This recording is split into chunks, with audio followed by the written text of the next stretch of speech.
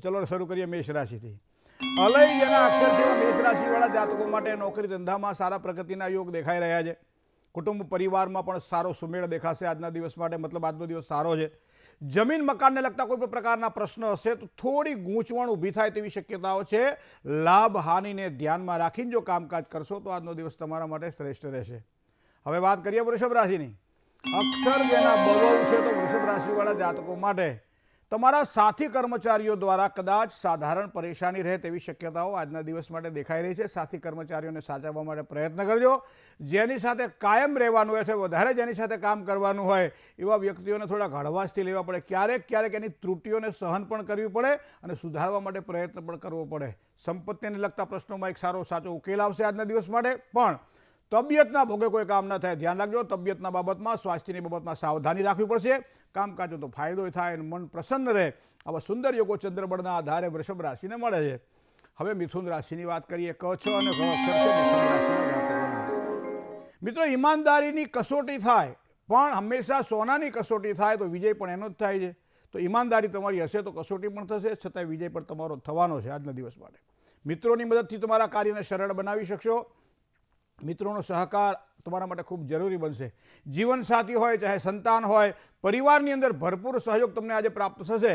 મહેનતના પ્રમાણમાં કદાચ ફળ થોડું ઓછું મળે તો ચિંતા ન કરો, કારણ કે એકાદ વખત શ્રીફળને આપણે વધેરવા માટે પછાડીએ અને ન વધેરાય અને બીજી વખત વધેરાય છે, મતલબ પ્રથમ કરેલો પ્રયત્ન બીજી વખતે સફળતા આપી. ખાલી એક આ નાનકડી વાતને ધ્યાનમાં રાખીને આગળ વધજો. બાકી ગણપતિ બાપા મોરિયા. વાત કરીએ કર્ક રાશિની.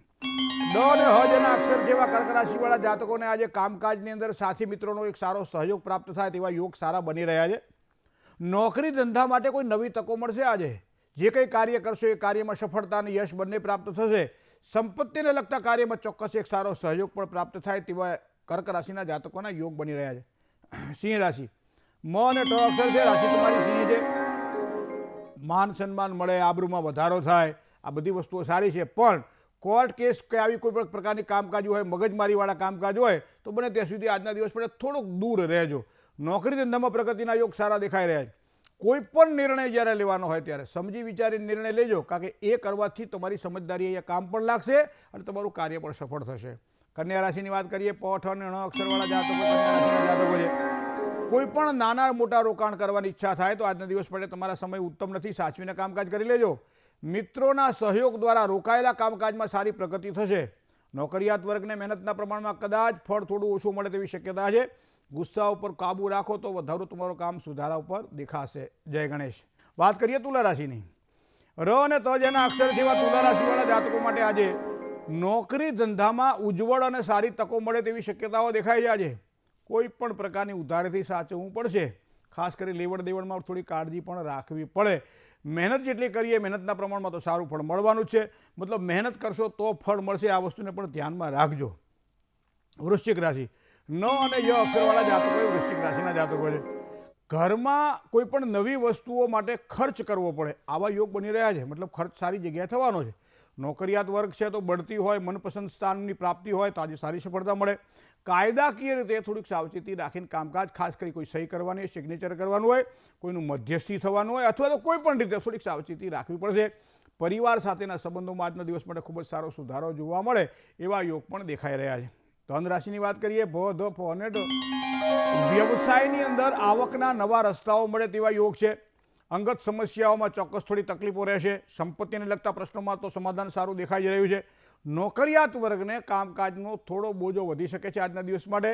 તો એ કામકાજના બોજાને વહન કરવા માટે માનસિક તૈયારી રાખજો આજે. જય ગણેશ. હવે વાત કરીએ મકર રાશિની. ખ અને જ જેના અક્ષર છે તો મકર રાશિવાળા જાતકો માટે ભાગીદારીમાં વૈચારિક મતભેદોની સંભાવનાઓ દેખાય છે. પ્રેમ પ્રસંગોમાં કદાચ થોડી નિષ્ફળતા મળે. અભ્યાસ હોય કે નોકરી હોય, કદાચ એના માટે વિદેશની યાત્રાનું, પ્રવાસનું જો આયોજન કરતા હોય તો આજના દિવસ માટે થોડું ઘણું કામકાજ કરજો, કારણ કે સારી સફળતા મળે. આપણે કહીએ ને કોઈ સારું કામકાજ કરવાનું હોય તો પહેલાંથી આપણે કંઈક અમુક શુકરની વસ્તુ લાઈન મૂકી દેતા હોઈએ. સારા મુહૂર્તમાં કદાચ જવાનો ટાઈમ આપણને મળે ના મળે તો આપણે શું કરીએ, પ્રસ્થાન કરી દેતા હોઈએ. એ જ પ્રમાણે સારા કામના આયોજન માટે આજનું આ પ્રમાણે તમે વિચારી શકો છો. લોન કે ઘર જ લેવું પડે તો એવા સમયે થોડીક સાવધાની રાખીને કામકાજ કરવું આજના દિવસ માટે, કારણ કે આજના દિવસ માટે મકર રાશિનું કંઈક આવું બતાવી રહ્યા છે. હવે વાત કરીએ કુંભ રાશિની. ગ અને સ અક્ષરવાળા જાતકો કુંભ રાશિના જાતકો ક્યારેક ક્યારેક પારિવારિક જીવનની અંદર સમસ્યાઓ સર્જાતી હોય છે, પણ અમુક સારા યોગ થઈ જાય ત્યારે બધું પાછું ભળી જતું હોય છે. પિતા અને પિતરાઈ સાથેના સંબંધોમાં આજના દિવસ માટે સારો સુધારો જોવા મળે. આરોગ્યની બાબતમાં થોડીક સાવચેતી રાખવી પડશે. નવા કામકાજમાં, ભાગીદારીવાળા કામકાજમાં લાભની શક્યતાઓ દેખાઈ રહી છે. સારી સંતાન બાબતની ચિંતામાં થોડો વધારો થાય તેવા પણ યોગ બની રહ્યા છે. મીન રાશિની વાત કરીએ, દ, ચ, જ અને થ અક્ષરવાળા જાતકો મીન રાશિના જાતકો છે. આર્થિક સ્થિતિમાં સુધારો પણ દેખાય, સાથે સાથે રાહત પણ અનુભવાય. વારસાઈ મિલકતોને લગતા સારા ઉકેલ આવી શકે છે. નાના મોટા પ્રવાસના આયોજન પણ થઈ શકે છે. સાહસની સિદ્ધિ પ્રાપ્ત થાય અને કામ પણ સુધરે. તો સાહસિક બનજો આજના દિવસ માટે, કારણ કે એના દ્વારા ખૂબ જ સારો લાભ થશે. જય ગણેશ.